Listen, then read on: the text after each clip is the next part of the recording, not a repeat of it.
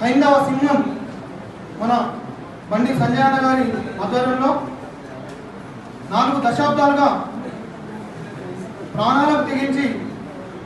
ఉగ్రవాదుల తుపాకుల తుంటాలకు కూడా నిలబడిన గౌరవనీయులు రాజన్న సిరిసిల్ల